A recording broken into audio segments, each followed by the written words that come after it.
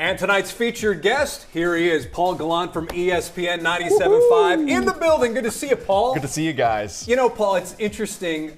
You had mentioned about all these potential reboots and sequels coming to Houston sports, potentially like James Harden, DeAndre Hopkins, Patrick Beverley, maybe Clowney. You thought Houston's getting a little crazy. Do you mean crazy good or crazy bad? Well, I think that very often we have memories of our ex, if you will, that's entirely based in nostalgia. You remember all the good moments. Right. You don't remember the bad moments. Now, I think with James Harden and the Rockets, things have been so bad, we're kind of desperate. And I think with DeAndre Hopkins and the Houston Texans, it's kind of the same thing. But it has been interesting, guys, this summer, just to see the amount of names that we're cycling through. Like, hey, maybe they'll come back. Well, Houston is a great city. We all agree on that, Yes. right? But to reboot every team, I don't know. I don't see Clowney happening. I just don't. D-Hop, probably not. Pat Bev could happen, and James Harden could happen. I asked Udoka the other day when they had the get-together over there in Freedmantown, which was a great event. They were refurbishing a house. I said, hey, I mentioned his restaurant. I was just having some fun. James's I mentioned restaurant, James right? Harden's restaurant. Hey, it's a few blocks away. And he said, yeah, you know, we need to check it out. The guys are talking about it. Oh, would you mind being on being on your team? And he just walked off camera. And, of course, I was chastised later about that. Hey, it's going to be tampering. And I was just having some fun. Clearly, Ime knows James. He would know what he's getting into. Clearly, he's a good coach. We see what he did with the Celtics. We know what he did under Pop. I don't know if it would work or not. It would definitely make things interesting around here, especially, I think, if Pat Bev came back also. I'm not saying I'm for that exactly, but it would definitely make things interesting, that reboot. Beverly seems like the exact right guy to bring in with Udoka, even if he's not the same player he used to be. We all know he has that personality, but I think Udoka really wants out of this Rockets team. Harden, it doesn't seem like it would work to me, and this is coming from somebody who's watched a lot of Celtics basketball the last couple of years. When Udoka took over as head coach for Brad Stevens, there was a lot of just laying down the law. This is what your role is. You got to accept it.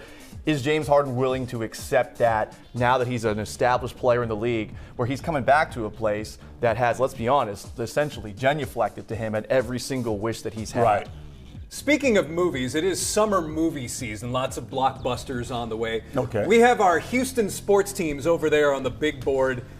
I want you guys to go over there, pick one, and then tell me which summer movie title best fits that team. And Paul, you're going first. Okay. Well, look. Okay. This is one of my favorite movie franchises that there is. The Astros are my favorite team in town. The Houston Astros are Fast 10.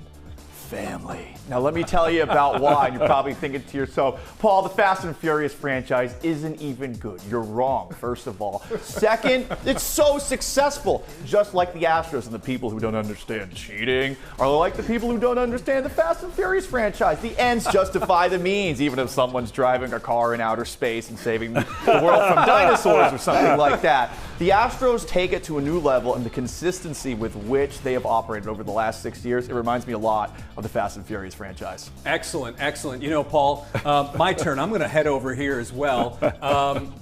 Go back over there. Okay. Right? I want to talk more Fast and Furious.